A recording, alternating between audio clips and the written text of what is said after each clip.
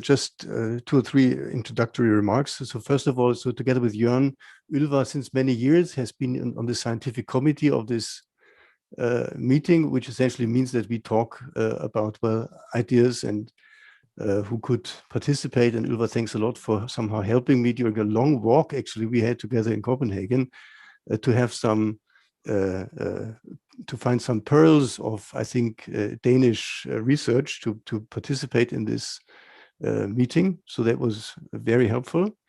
And I also somehow remind ourselves, well, I told you about somehow my so-called Dr. Vater, Detlef Dürr, who passed away recently. Well, he was actually 11 years ago in this famous meeting in Höhenried, where also Ylva was there the first time. And there he gave a talk about, well, the origin of randomness in a deterministic world, clearly with the final impact. Well, why is it that some people then die at a certain time, and why do other people live longer?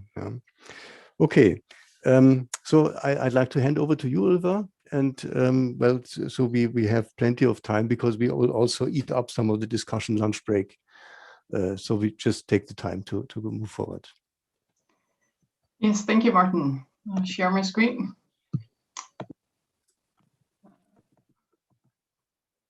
Here we go. Okay, hello everyone. I am Ylva, and I'm going to talk to you about sex hormones and trainability. So, do women and men respond equally to training, and how could this be related to hormones and or sex hormones? And I will say that our own research only encompasses actually women, and in particular women after menopause. So the rest of the data originate from other research groups. And I will begin by acknowledging my team here, the Integrative Cardiovascular Physiology group at the University of Copenhagen. I'm very proud of them. They are great people, great students. Oops. Why am I not here?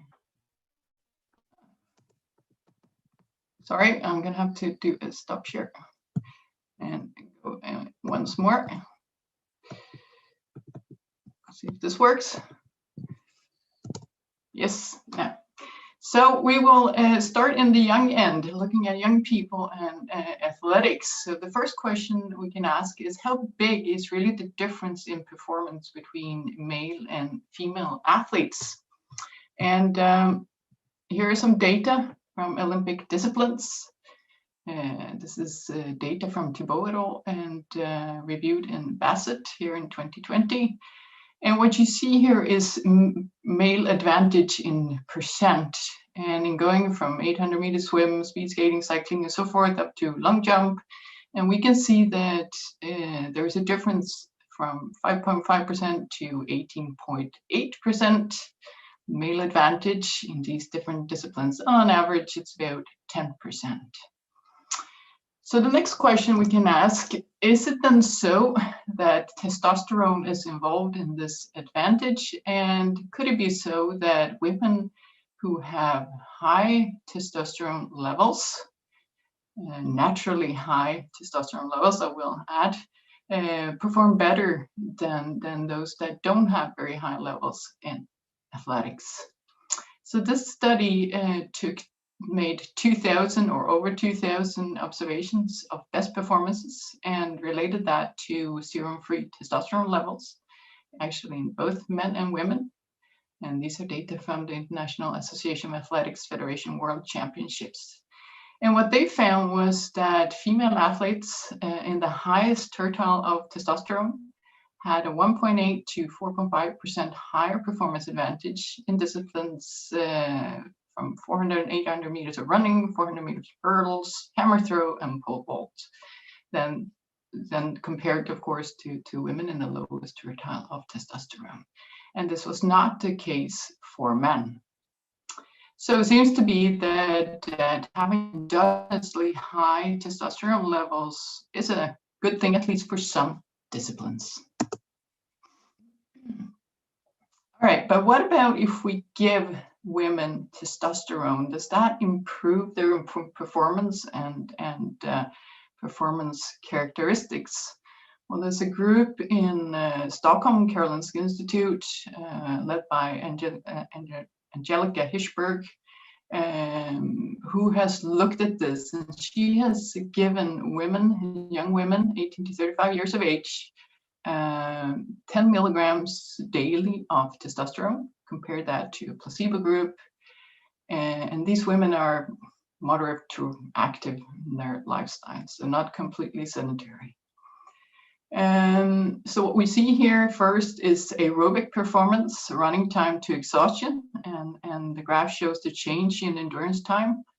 And we see that the group that received testosterone for these 10 weeks had an improvement in aerobic performance, whereas there was no change in the placebo group. There was less difference in the anaerobic performance, where there was an increase in the testosterone group, but it was not different from the placebo, though they did not experience an increase in the placebo group. And they did a lot of measurements in the study, of course, but we'll just look at muscle characteristics here.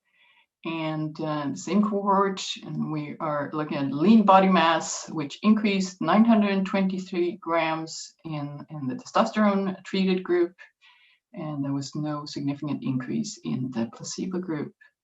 And then muscle fiber area is what we're looking at down here. And that's just when you sort of take a muscle biopsy, do a cross section, and look at the area of these fibers here. And we can see that the muscle fiber area increased in the testosterone group, but was not unaltered in the placebo group. And it was primarily the glycolytic fast twitch fibers that increased in area. And they also had a small change here in capillary to fiber ratio, so the smallest blood vessels that supply the muscle with oxygen. Not a very big difference though. So it seems that if you were to treat women with testosterone, they might have an advantage in terms of performance. And then the next question we can ask, is there then a difference in trainability of young men and women? And this really nice study by Ben Levine's group, Ylva Hellsten et al. From 2014. And they had some men and women, young men and women, training for 12 months and followed them during this time. They did very similar training, and that's what you're looking at here in the right lower corner. See, this is the monthly TRIMP, which is the heart rate times duration factor, which means that it takes into account both volume of training and intensity of training. And we can see how the men and women here, the gray is the women, they are very similar along these many first months. And up until month 10 or so, it seems to be a difference, but actually the first many months, very similar training loads. And the striking finding here, I find, is that if we look at maximal oxygen uptake, which is of course a determinant of endurance capacity, first look at the women in gray, we see that they increase here by 17% at 3 months, but then they don't improve anymore. See that there's absolutely no difference as you go from 6 and 9 months. The men have a similar increase here at 3 months, about 17% also, but they keep increasing. And you see at 9 months, they have an increase of 29%. So that's quite a striking difference between men and women there. In terms of cardiac adaptations, which of course underlie much of the change in maximum oxygen uptake, we see that left ventricular mass as an indicator of heart growth, you could say. Women have an increase by 3 months of 13%, which is not changed by further training, and the men keep improving until 6 months and have a 20% increase. So I find these results quite striking. And in regard to Matthias' comment here on whether or not women recover as well from long-term immobilization or bed rest or what have you, And the question is if they will have a harder time coming back. Okay, so now moving to aging and trainability with the case that at least women, of course, lose almost all of their estrogen, and there might be a fall, at least in free testosterone, there's a fall in men also with age. But first, looking more at women. So in this study, what they've done is they took some men and women and subjected them to 8 weeks of brisk walking, 6 days per week, sorry. And they looked at brachial artery flow-mediated dilation, which is an indicator of sort of blood vessel function, blood vessel health. And what you see here is that in the men, there was an increase, but in the women, there was actually no increase to be seen. And this they have repeated in other studies also, finding no effect actually of training in men after menopause. So in a follow-up study, Carrie Moreau and Doug Seals did the following. They treated women after menopause with estrogen. So they had a hormone treatment program for 12 weeks. And we have both transdermal and oral estrogen intake. You see here two sets of data, and one of my pointers is working. This one, and here's this one. And what we see here with the 12 weeks of just giving estrogen, there is an improvement again in flow-mediated dilation, brachial artery function. But if we add training onto that, there is a further increase. So that would seem that the lack of increase that we saw here in the first study is due to the lack of estrogen. At least that's their take on it. Transdermal was similar to oral intake of estrogen. What about then men and testosterone? Well, this kind of research have been lacking, at least good research on this area. So it's good that Danny Green down in Australia, Western Australia, did this study recently. So I have these billboards here to the right, because when I was in Florida just a couple of years ago, so these billboards were everywhere. You saw them all over the place, and I was really reacting to them because I think they're pretty tasteless, and I was happy that we don't have them over here. At least I have to look at them and think they're very useful for anyone. And in fact, as we will see, this study will show that taking testosterone in older men may not be beneficial. So what Danny Green did here, first author Shaslan, is he took 80 men.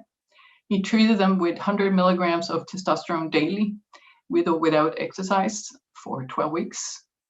And the exercise consisted both of resistance training and aerobic cycling. And the striking finding here is usually when we train people, there is almost always a decrease in blood pressure, which of course is a very important factor in risk of cardiovascular disease. But what we see here is that training as such had an effect, but the systolic blood pressure with testosterone in parallel increased blood pressure in these men. So that's quite striking. And also measured flow-mediated dilation. So this indicator of blood vessel function. And what we see is that exercise had a positive effect. But we see, if anything, at least testosterone didn't have a beneficial effect like estrogen did in the women. And if anything, actually, it took away some of the effect, even if this is not significant. So testosterone is probably not very useful, it seems, to men, older men, I would say. Okay, so let's summarize. Testosterone treatment can alter performance and muscle characteristics in young women. So that cardiovascular adaptations with endurance training may be greater in men than women, both young and old, actually. Estrogen supplementation may improve vascular adaptations to training in older women, but testosterone supplementation in older men then may just have a negative or zero impact on cardiovascular health. So it should not be taken for that reason, at least. Thank you very much. Okay, thank you, Ylva, for this talk and interesting pictures from Florida and tasteful or tasteless advertisements. Now I have one question. So there have been discussions in the field of multiple sclerosis. We will have a talk later on today by an expert in the field, and they looked at vitamin D levels and linked this to, well, the risk of getting MS at a later stage. And the link was so strong that, for example, in Scotland, they recommended the government to actually have a vitamin D supplement for everyone, for the entire population. Now, for now, the usage of testosterone for somehow dealing with the impact of decreased trainability or impact of a lockdown, would that be something to consider as somehow a preventive measure taken by the government to have free doses of testosterone gels? No. No.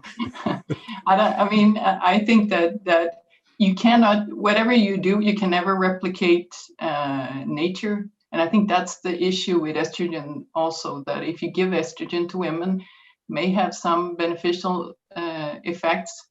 But the problem is, of course, the fluctuations and the changes in receptor levels and all this that occurs with once you lose it naturally. I mean, this is a whole very complex interaction of different things. And I think you can just not simply reproduce. And I think that's where the problem is, that if you could prolong the natural flux of hormones, that'd be fine, maybe. But to think that you could actually reproduce it with just giving, whatever dose you think is right of a given hormone, no. At this stage, no way. Okay, that was a clear answer. Now, any other questions or comments at that stage? Okay, Jörn, you're raising your hand, I think. Yes, that was very interesting. Thank you. Just wondering, I mean, how much of the lower performance in women than men do you think is attributable to the adipose tissue? Of course, women are more beautifully built by the adipose tissue, but it is, when you're running or jumping, it's some kind of inertia effect. I'm asking this because in our latest master athlete studies, we have looked at the effect of adipose tissue on the jump performance, our vertical jump test, and also on the athletic performance of people.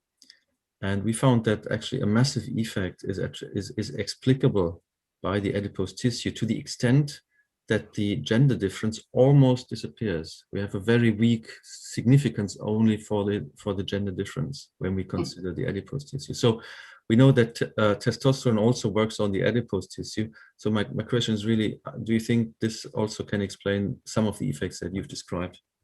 Definitely, I think it's a very important part, but I don't want you to publish anything on it because that will lead to anorexia and all of the female athletes, and this is a very big issue, actually. But you can see, but the difference in performance is that, of course, swimming, there's some of the least differences in performance, and that's because of buoyance, of course. Their fat doesn't matter as much at all. So depending on the event, if you have a weight-bearing event, I would definitely think that, and long jump you saw was one of the greatest differences, right? Of course, unquestionably, fat is just dead weight. so it will have a big impact, even if these female athletes have relatively, of course, very low fat percentages. But it is an issue, and it's a scary issue because we're actually going to do a couple of studies now on females and the effect of low energy intake, insufficient energy intake, because this is such a big deal in so many sports, and even in swimming, actually, has been a big story in Denmark on this. So it is a scary topic in that sense, that if you prove too well that fat is going to just lower your performance, we'll probably see even more of this. Yeah, unless we find a good measure that's you know, useful to the athlete, that tells them when they're too low on body fat. I mean, we can assess the body fat, that's not a big issue, but you know, one person may be fine with 9% body fat and the other is already in trouble. So I don't know whether we can draw anything from the blood samples, but you know, I think probably we need a measure that tells whether people are safely lean. So this is why we're doing these studies. Is we're thinking we can maybe contribute with some knowledge that can be used for that purpose. That's for sure. Yeah. So I see Eckhard Schönau raising the hand. If I interpret the abbreviation Schönau E correctly. But you have to unmute yourself.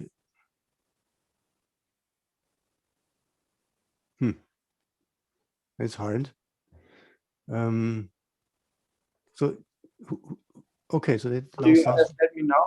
Yes, that's fine now. My question is there any effect of exercise on estrogen and testosterone production? So is there some kind of positive feedback if someone is in a training situation? As far as I know, no. There is no real effect. In fact, after you have exercised, as far as I know, testosterone levels go down. For some reason, they decrease. And as a whole, no, because that would mean that athletes may have higher testosterone levels, but it's very difficult to distinguish between if they're then, you know, athletes because they have that, or whether that's an effect of training. But it doesn't, from the studies I've seen, it doesn't seem to be the case that you sort of by training can increase your levels. But it, you know, I'm not an expert in that area, so there may be some data indicating this. Thank you. Okay, so then I would say let's move on to the next speaker. And